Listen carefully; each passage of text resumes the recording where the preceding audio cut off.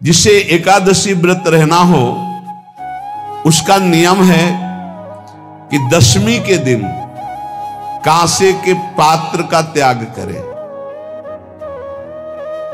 वैष्णव सिद्धांत है कि कभी जिसमें मांस बना उस रसोई का भोजन न ग्रहण करे।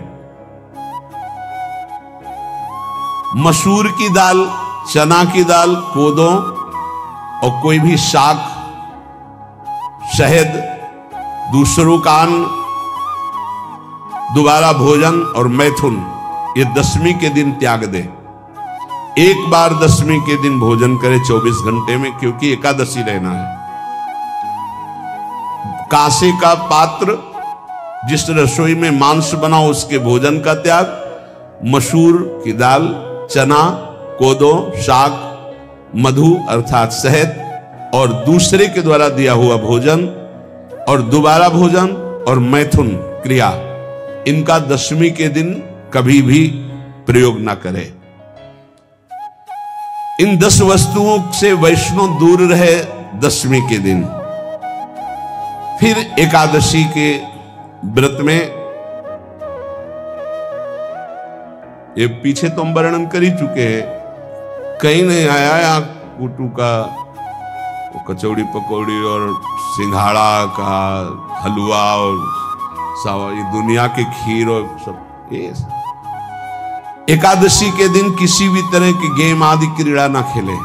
जैसे अब आज व्रत है तो बैठे हैं अपना मोबाइल में गेम खेल रहे हैं, ऐसा कोई भी क्रीड़ा नहीं। द्वैत क्रीड़ा, किसी भी तरह का गेम, ये सब खेल नहीं।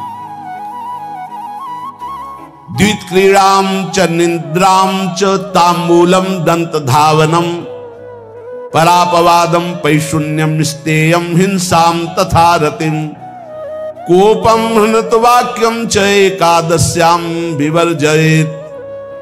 एकादशी के दिन उपासक को चाहिए कि वो किसी भी तरह की क्रीड़ा, मनोरंजन बिल्कुल नहीं। चनिद्राम, नींद नहीं लेनी इसको, न दिन में न रात में। एकादशी व्रत, और प्रायः पुराने महापुरुषों ने ऐसा किया है। रामदास जी डाकोर के रात में जाते थे, रणछोड़ भगवान के यहां कीर्तन करते थे जाकर। तभी तो भगवान उनके कीर्तन पर, उनकी भक्ति पर रीझ कर गाड़ी में बैठकर उनके साथ आए थे। पूरी रात जगकर कीर्तन करना, और दिन में तो सोना ही निषेध है। द्वैत क्रीड़ाम च निद्राम च तांबूलम, पान खाना निषेध है एकादशी को, बिल्कुल नहीं, जो व्रत रह रहे हैं। और दंत धावनम, वृक्ष से तोड़कर जो दतून की जाती है एकादशी के दिन नहीं। परापवादम, दूसरे की निंदा करना, चर्चा करना नहीं, अर्थात अधिकतर मौन व्रत धारण करे एकादशी के दिन। पैशून्यम, चुगली करना। स्तेयम, कोई चोरी करना। हिंसाम, वाणी से, शरीर से, मन से किसी को दुख पहुंचाना। रतिम, अर्थात भोग करना, मैथुन करना। कोपम, किसी के ऊपर गुस्सा करना। अनत वाक्यम, झूठ बोलना। एकादश्याम विवर्जयेत, एकादशी के दिन ये नहीं करना चाहिए। एकादशी को एक बार कुछ फलाहार शुद्ध, अगर आपके पास कोई व्यवस्था नहीं तो थोड़ा दूध है, जल है, ऐसे आप लेकर, या थोड़ा सा फल ले लें, थोड़ा सा फल लेकर के प्राण पोषण, एक दिन में मर नहीं जाओगे। कितने तो निर्जला एकादशी रहते हैं, हर एकादशी निर्जला। पूज्य श्री मथुरा दास जी निर्जला ही रहते थे हर एकादशी। चलो भैया, आपकी सामर्थ्य नहीं तो जल 2-4 बार ले लो, एक बार थोड़ा सा दूध और फल ले लो, चल जाएगा काम, प्राणों का पोषण हो जाएगा। ये आचरण न करे और एक बार कुछ आहार ले ले, वो भी शुद्ध भगवद अर्पित प्रसाद। फिर द्वादशी को काश्यम मांसम सुराम छौद्रम तैलम वितथ भाषणम व्यायामं च प्रवासं च पुनर्भोजन मैथुने अस्पृश्य स्पर्श मासूरे द्वादश्याम द्वादश त्यजेत। कांस के पात्र में द्वादशी को भी भोजन न पावे, जिस रसोई में मांस बनाओ उसमें आहार न ले, किसी भी तरह का नशा द्वादशी को न करे, शहद न पाए, तेल के बने पदार्थ न पाए, मिथ्या भाषण न करे और बहुत शरीर का व्यायाम न करे, बहुत थकावट वाले कार्य न करे, दोबारा भोजन न करे, एक बार द्वादशी को भी भोजन पवित्र, मैथुन न करे, जिसका स्पर्श नहीं किया जाता ऐसे पदार्थों का स्पर्श न करे और मसूर की दाल न खाए। द्वादशी को जो इन नियमों का पालन करता है, दशमी द्वादशी ऐसे और एकादशी ऐसे, तब उसे एकादशी व्रत का फल प्राप्त होता है। जो इस पद्धति से एकादशी, ये जो मनमानी है सब नहीं, हर पदार्थ मिल जाएगा आपको फलाहार में, हर पदार्थ हमको बताया गया कि आपको जो चाहो सब पदार्थ फलाहार का। अरे भाई, हरितोष व्रत है तो हरि प्रसन्नता के लिए एक दिन भूखे रहने बहुत आनंद आता है। पहले भगवत कृपा से ऐसी गंगा जल पी करके कुछ दिन, फिर कभी कभी निर्जला एकादशी का भी आनंद। बड़े संन्यास मार्ग में थे तो बड़े संयम से सब शास्त्रीय पद्धतियों का निर्वाह होता था। उपासक को चाहिए कि इन नियमों से व्रत का अनुष्ठान करे, मनमानी आचरण न करे। सबसे प्रार्थना जो एकादशी रहते हो, हरितोष व्रत इसे कहते हैं, भगवान की प्रसन्नता के लिए रहा जाता है, रहना चाहिए। जो अपनी आचार्य परंपरा में हैं, जैसे जिनका सिद्धांत है, पर रहने का सिद्धांत ये श्री सनत कुमार जी वर्णन, श्री सनक जी महाराज, ये सनत कुमार जी वर्णन की। सनक जी महाराज कह रहे हैं, यदि भगवान का आश्रय नहीं, सत्संग नहीं है, तो इन चार में से एक हो तो नाश कर देता, फिर चारों हो तो सर्वनाश हो जाता है। यौवनम धन संपत्ति प्रभुत्व विवेकता एकैपमप्यनर्थाय किमु यत्र चतुष्टयम। यदि सत्संग नहीं है, यदि भगवद आश्रय नहीं है, खूब धन हो, जवान अवस्था हो, बढ़िया पद मिला हो, प्रभुत्व चलता हो और अज्ञान हो, फिर क्या कहना है? बोले ये चारों जहां मौजूद होते हैं वहां सर्वनाश का खेल शुरू हो जाता है। अगर इनमें से एक हो तो सर्वनाश करने में पर्याप्त है, और अगर चारों हो तो फिर क्या कहना है? यौवनम जवान हो, धन संपत्ति खूब रुपया पैसा हो, प्रभुत्व कोई पद हो, कोई अधिकार हो बड़ा, फिर अविवेकता और अज्ञानी हो, तो बोले एक नाश कर देगा, फिर चारों तो नाश ही कर देंगे। अगर सत्संगी है तो ये चारों महान कार्य कर देंगे। क्या यौवनम जवान है, खूब दूसरों की सेवा, मेहनत पूर्वक धन संपत्ति कमाकर माता पिता की सेवा, परिवार की सेवा। ये माता पिता, हमारा वेद कहता है मातृ देवो भव, तैत्तरीयोपनिषद, मातृ देवो भव, पितृ देवो भव, आचार्य देवो भव, अतिथि देवो भव, यान्य नवद्यानि कर्माणि तानि सेवितव्यानि नो इतराणि, यान्यस्माकः सुचरितानि तानि तोयोपास्यानि नो इतराणि, ये के चास्माच्छेयाः सो ब्राह्मणाः तेषां त्वया स्नेन प्रश्वसितव्यम, श्रद्धया देयम, अश्रद्धया देयम, श्रिया देयम, ह्रिया देयम, भिया देयम, संविदा देयम। वेद कहता है मातृदेवो भव, माता साक्षात हमारी भगवान है। देव हरि को कहते हैं, केशव देव जैसे कहा, हरि को कहते हैं, गोविंद देव, मातृ देव, माता भगवान है। धिक्कार है उन पुत्रों को जो अपने माता के द्वारा पोषित किए हुए शरीर से हाथ उठाते हैं अपने माता पिता के ऊपर। नरक में तुम्हारी जो दुर्दशा होगी भोगोगे। एक हमको दिखाया गया दृश्य कि अपनी माता की कोख में लात मारता है, थप्पड़ मारता है, पिता बैठा है उसको लात मारता है, थप्पड़ मारता है, बाल घसीट कर गेट तक माता को ले जाता है।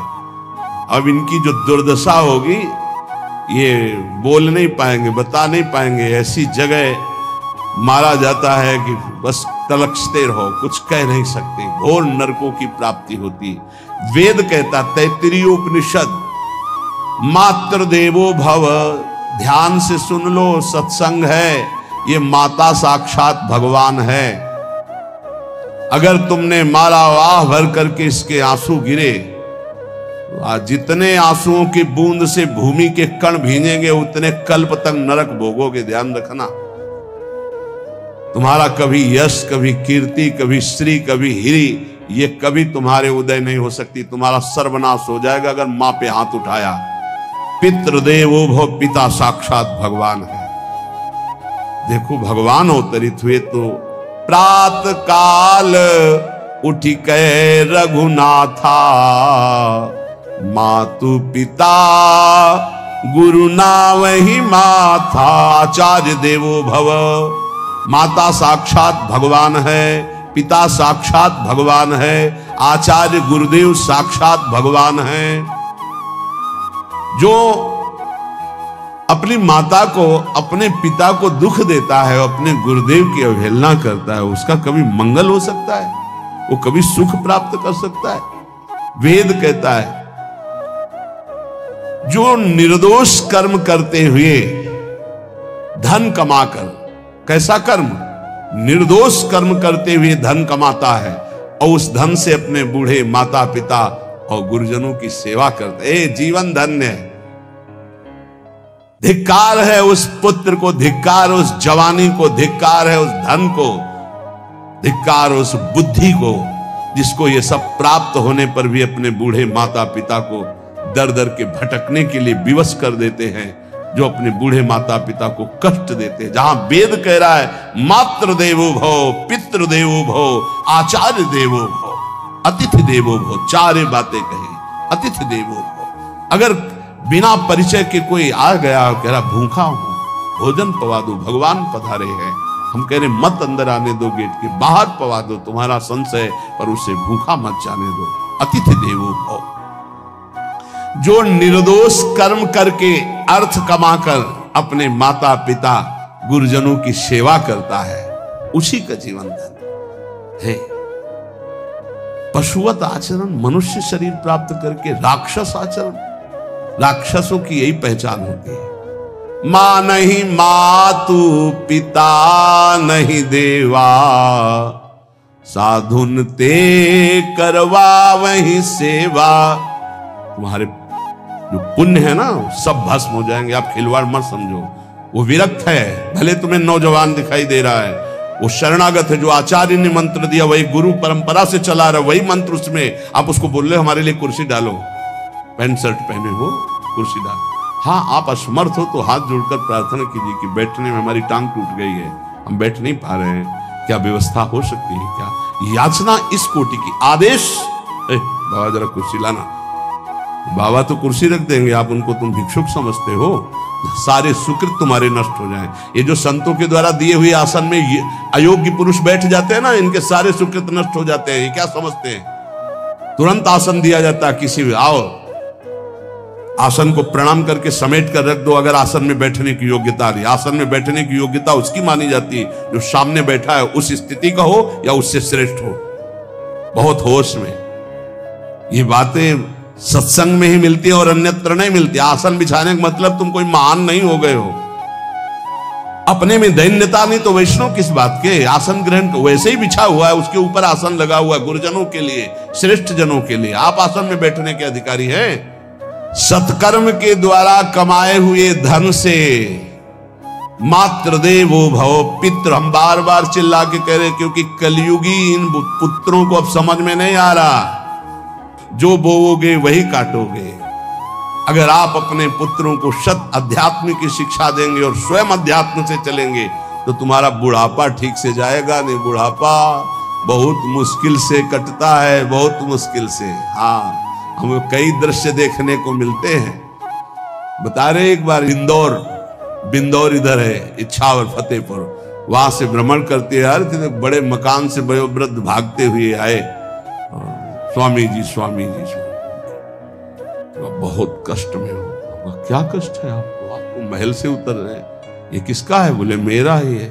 उनका कष्ट क्या है? बोले 4 लड़का है, 4 बहू है, सब खाते पीते हैं, मैं बहुत कष्ट में हूँ, सब कोई अपमान करता है।